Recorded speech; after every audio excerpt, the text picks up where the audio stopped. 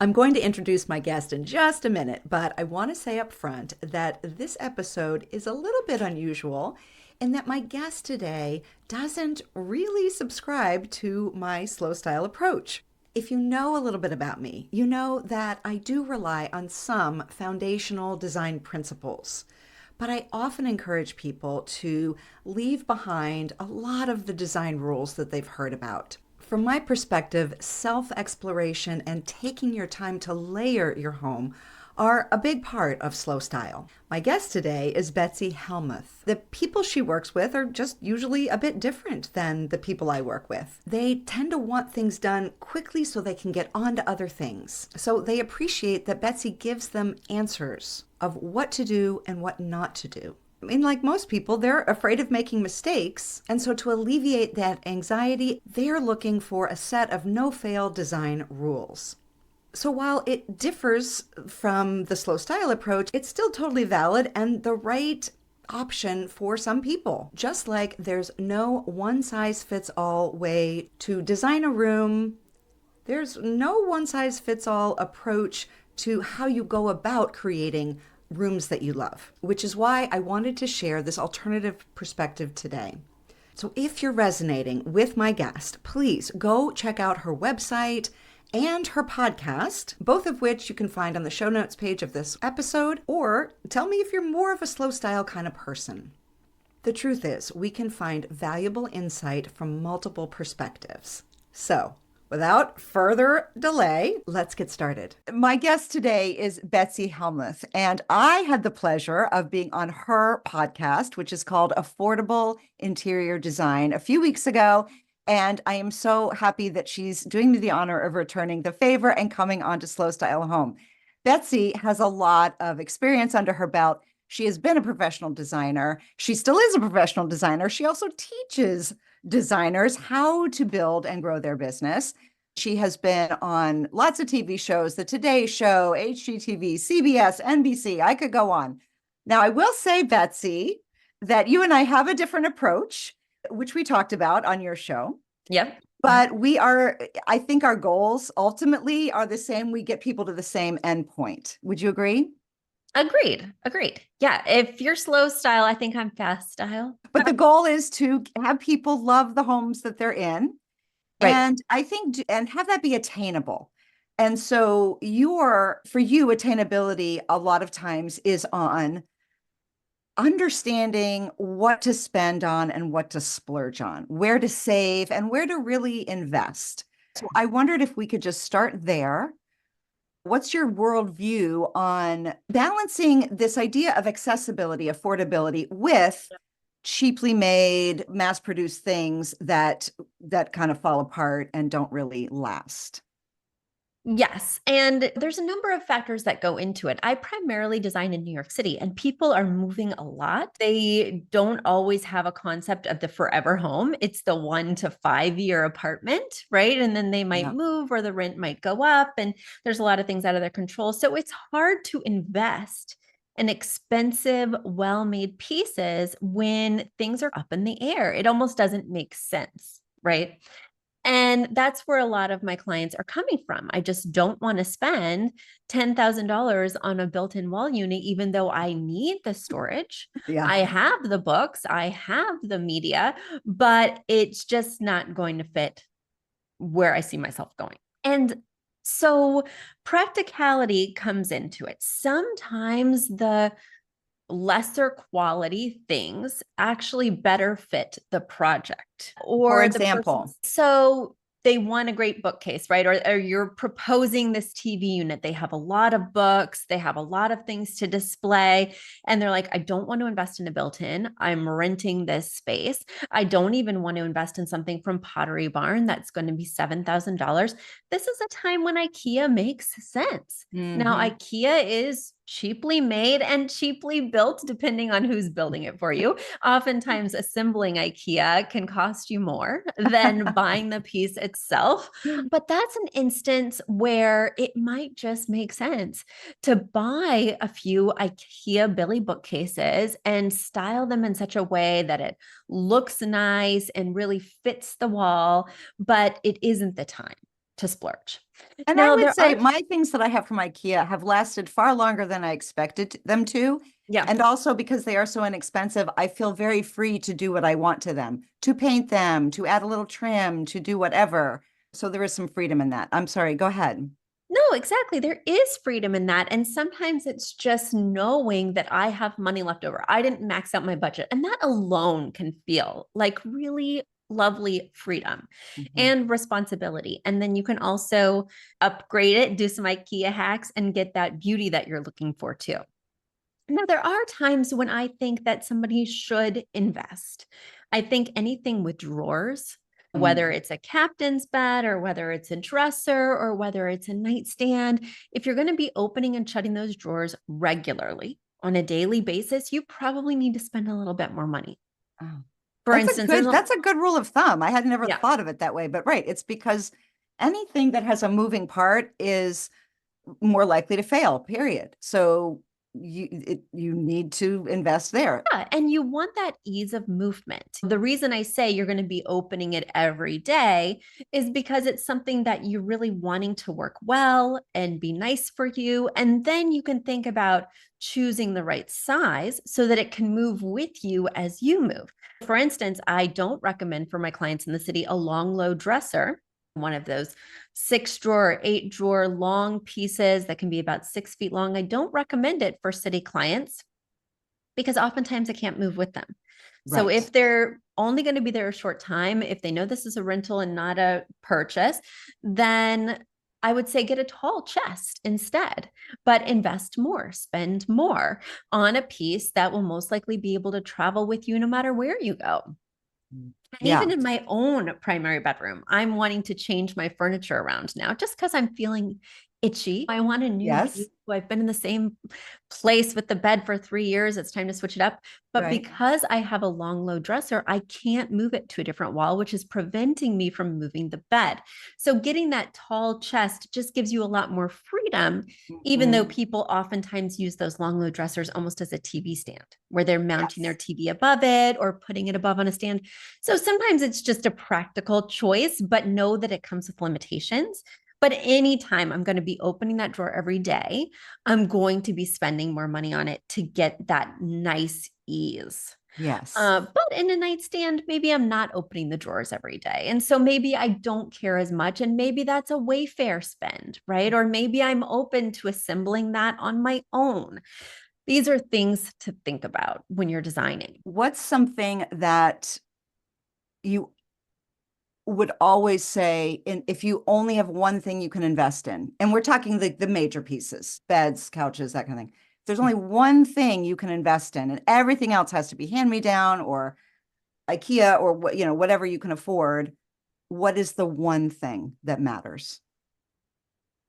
For me and most of my clients, the number one thing is a good couch. Okay.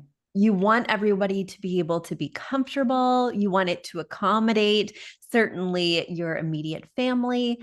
You want to be able to relax and sink in at the end of the day. Even if you're not TV watchers, I happen to be a Mhm. massive TV watcher, so it's a part of my experience to sit on a comfortable couch. But even if you're not sitting there playing games, sitting there talking to each other, reading a great book, you want comfort.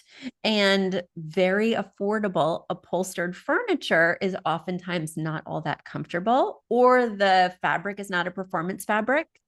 And if you have pets or kids, or you're just a frequent spiller like I am, it's going to look bad very quickly. This is an investment piece that you don't want to buy again for 10 years, Right, ideally. at least. And so that is really a place where I think you should spend the money. Hmm. Something that I'm sure you'll align with is I'm obsessed with online auctions. Oh, yeah. And you can get great quality, amazing pieces. Now, it is a slower process, which I'm sure you'll advocate Fine with for. me. Yeah, because you're finding these gems to Yes. add to your collection. And I find that I need to have all the foundational pieces in place quickly.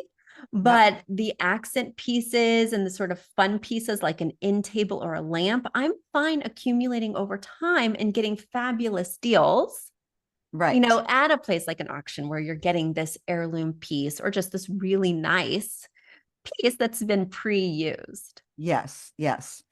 Okay, next question. A young person or someone who maybe they had a move where they really did have to start over. They walk in, it's basically a big white box. That's very overwhelming for people. Yeah. How do you help them get focused? The first thing you want to ask yourself is, what do I want to do in this room? What are the functions that I need this room to perform? Oftentimes, we have a large open concept space. So, not only is it living, it's also dining, it's also dish storage, right? It's also TV viewing, it's An also office. exactly. So, I have my clients make a list of all the functions that they want to perform in that room. And then we order the functions in order of priority. We have this really large, like it's, I don't know, over 40 feet long, Mm. but only about 15 feet deep living Hmm. room. So it can be broken into lots of zones, but we have to prioritize what zones are most important. Then what we do is we take that primary piece of furniture for the first function, which is the couch. But when you're thinking about TV viewing, it's in relationship to a TV.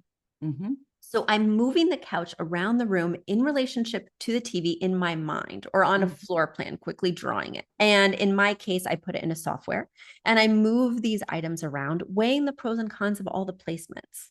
From there, there's 2 or 3 placements of the couch and the TV that are really exciting to me, that work, that have possibility.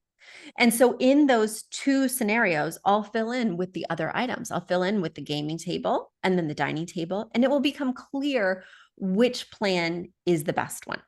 Another a quick idea is that if you have trouble visualizing this stuff and you're not like Betsy, who has software to help her do this, just take painter's tape and tape out on the floor the Mm. dimensions of your couch, your table, your case goods.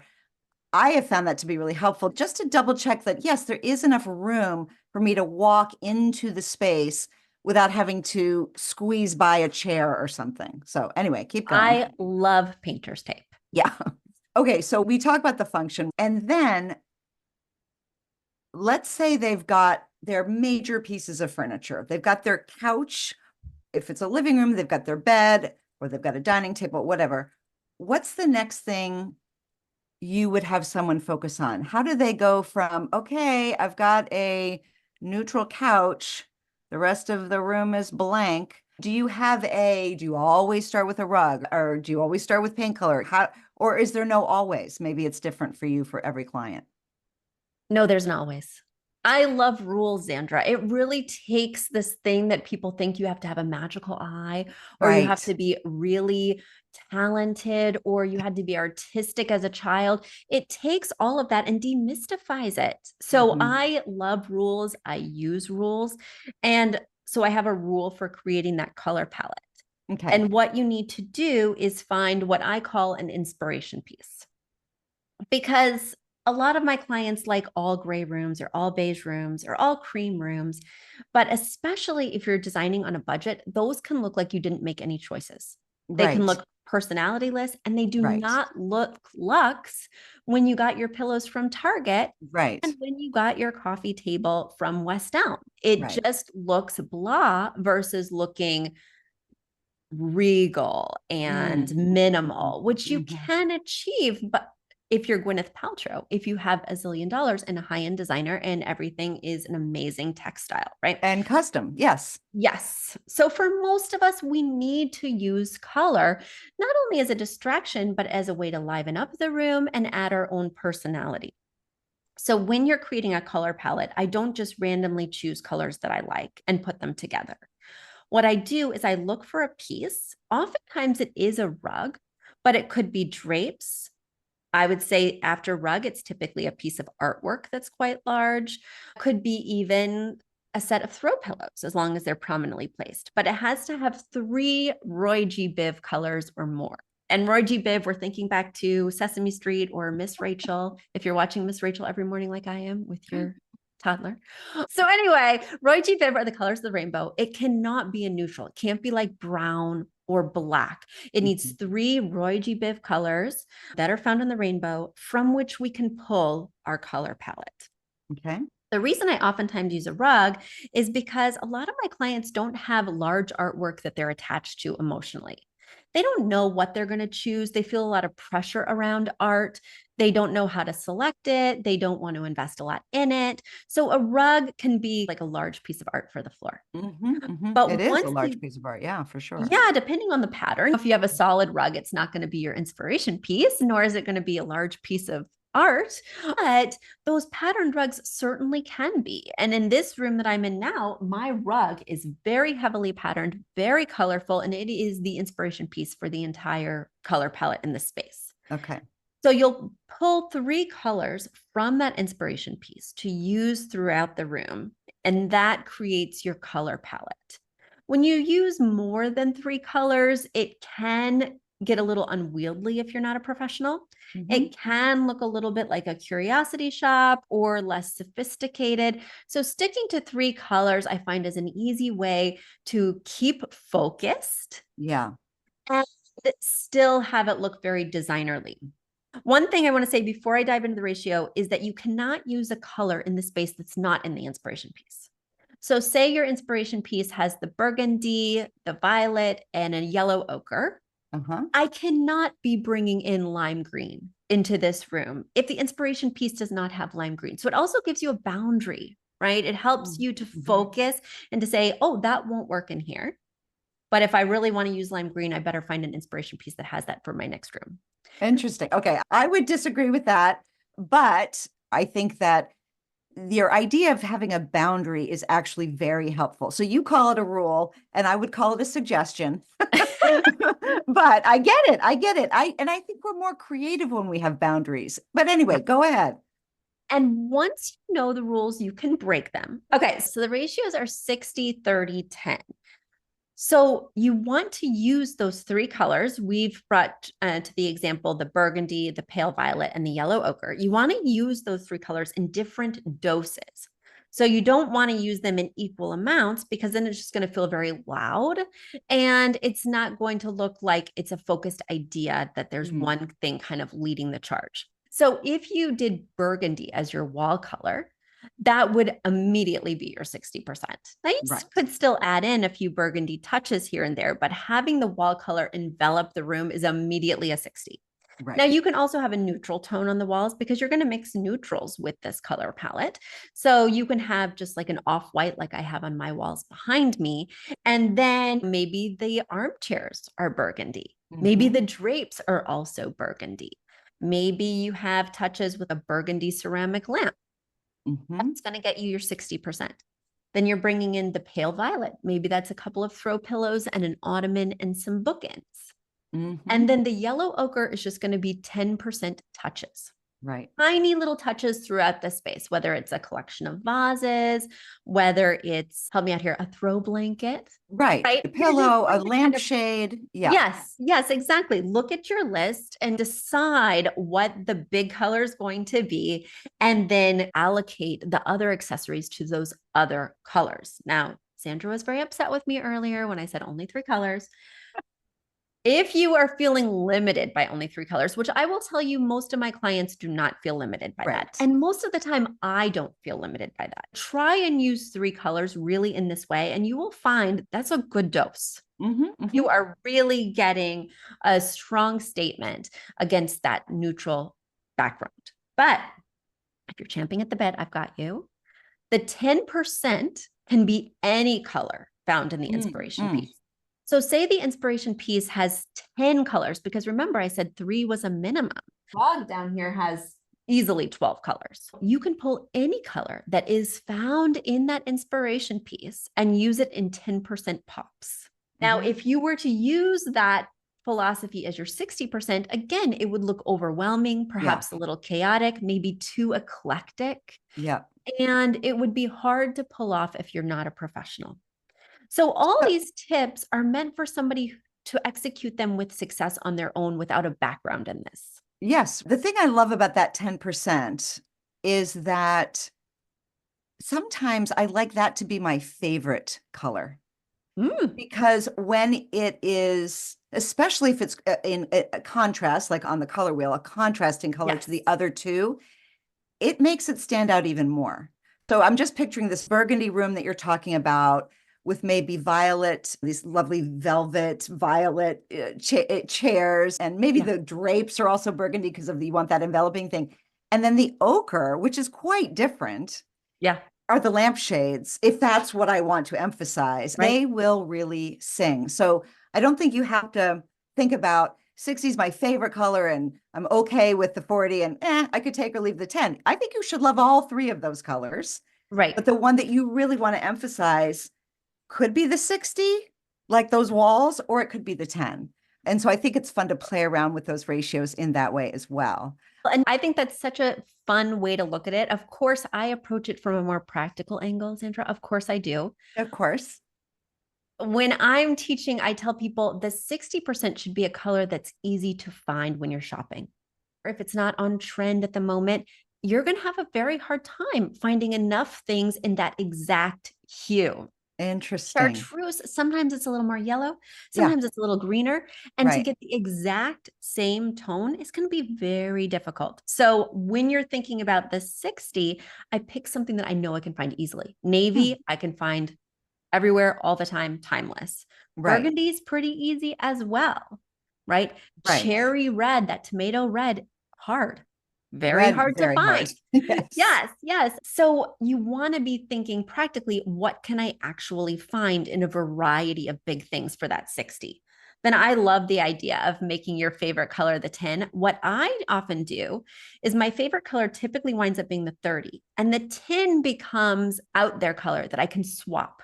Mm, So when right, I get tired of the yellow ochre, it's really hard to change the 60 and the 30. There are just so many large elements and it's expensive.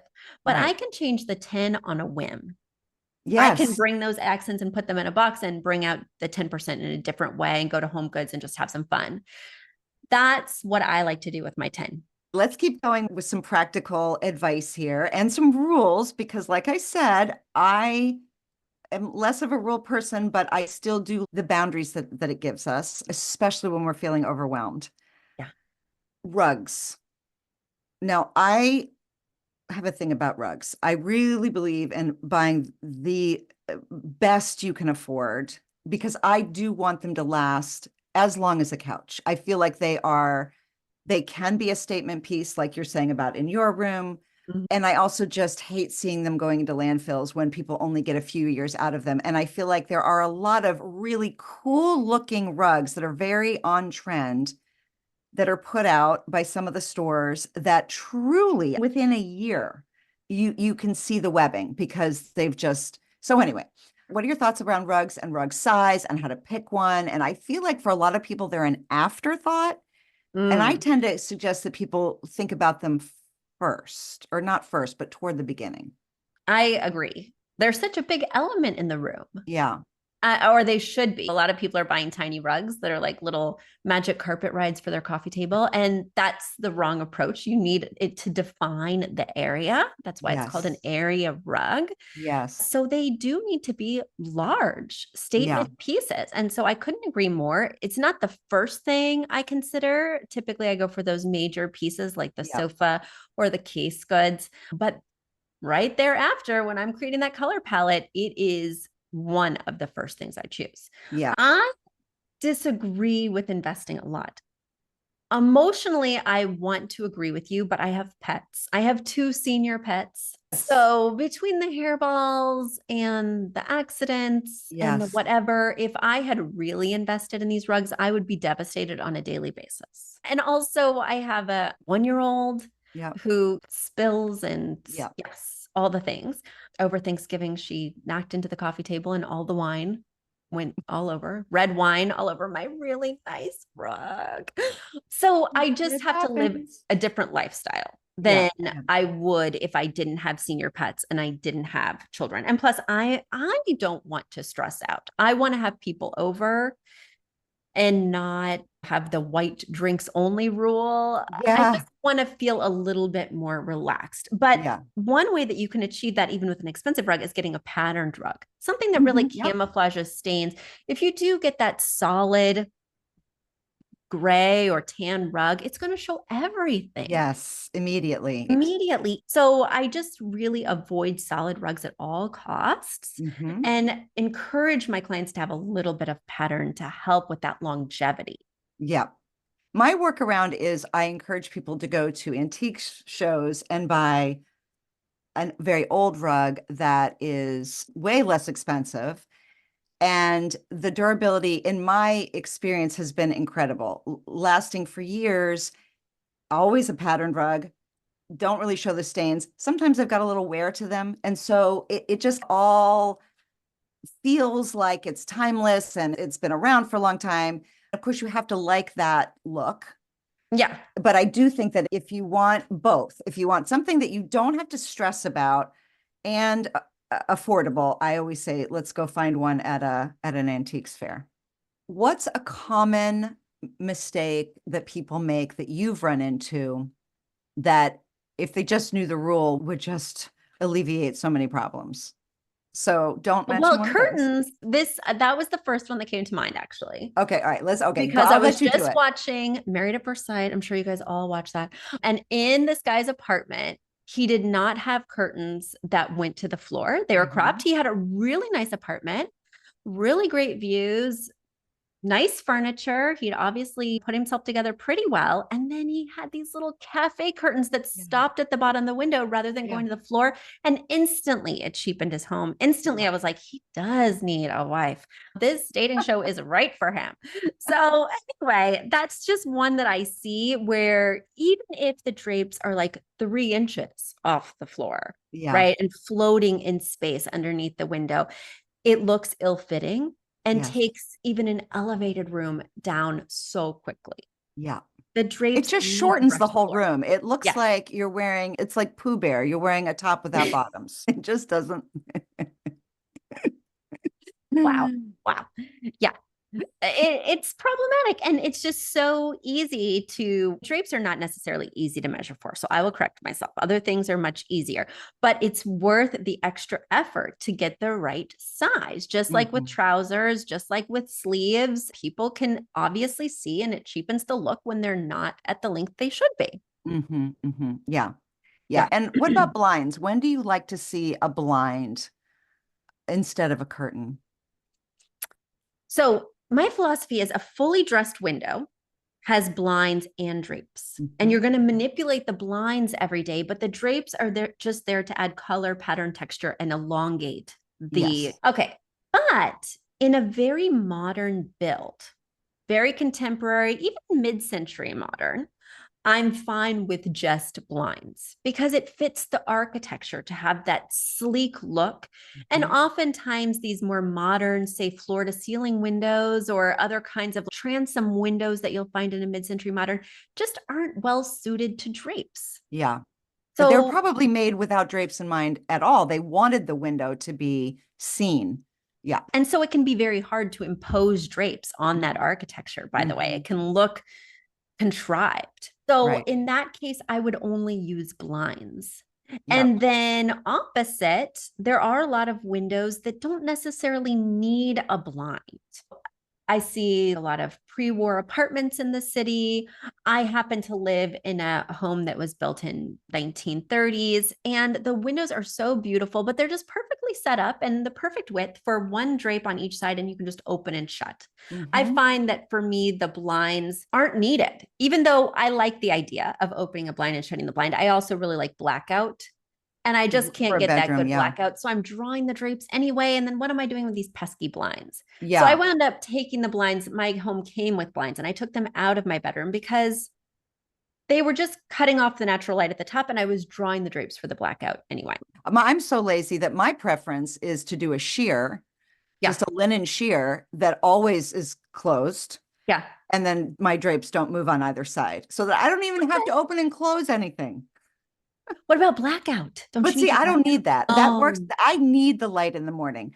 oh, So I don't mind that. I'm not, but if I go to a hotel where there is typically blackout, I will not get up. I will sleep till 12. It's amazing. there's I'm very nothing good at wrong with that. sleeping. Well, So would I.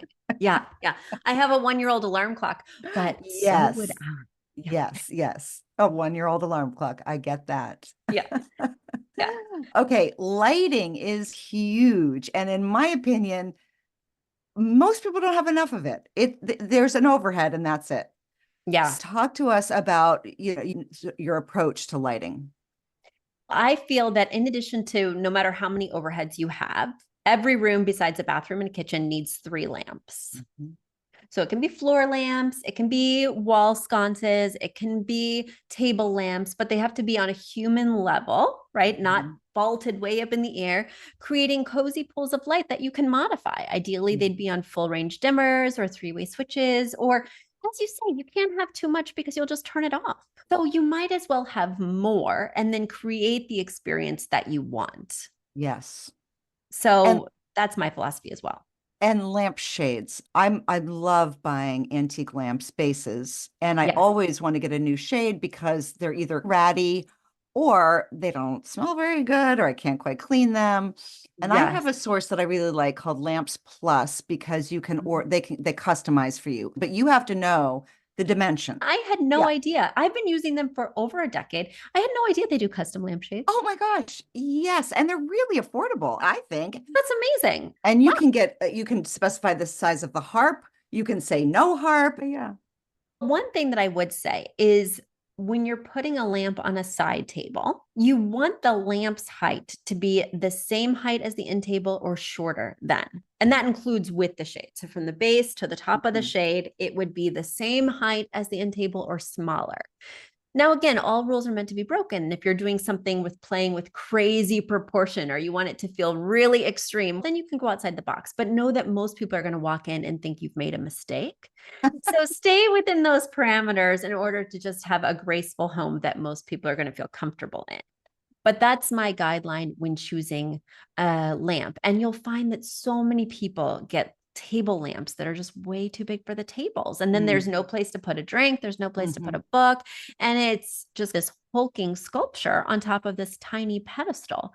So Mm. I think you really have to be mindful of proportion. We've covered a lot of things that I think are foundational. Yeah. Questions around rugs, lighting, drapes, picking the first thing, the focus, color palette. Anything else that I've left out? What's something that you feel either you get asked a lot or that you wish people knew? A lot of people feel really adamant that they need to define their style. I need to know all the style words in interior design. I need to know whether I'm coastal or beachy or eclectic or boho.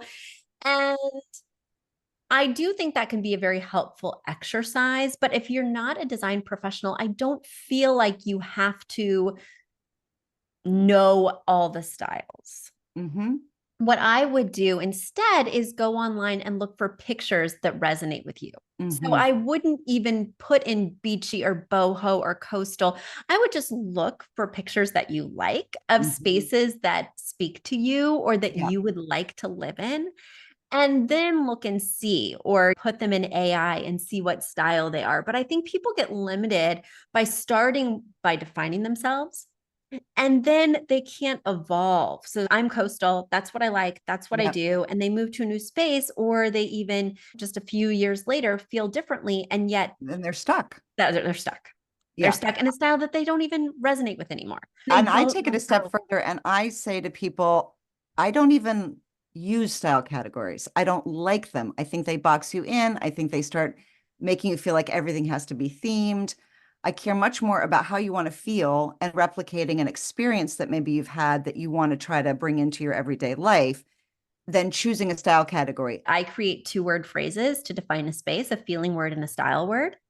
And I can sum up what we're going for in that room with those 2 words. Love talking with you because you challenge me. And I hope that we both give each other some new perspectives. Like I said, we come at it different ways. And I think we work with slightly different people, but all of the people that we help, they want to have a home that they love, that they feel like themselves in, that they can take care of easily, that's not a burden, but that's giving something back to them. And I think that we both help people do that. It's been a pleasure.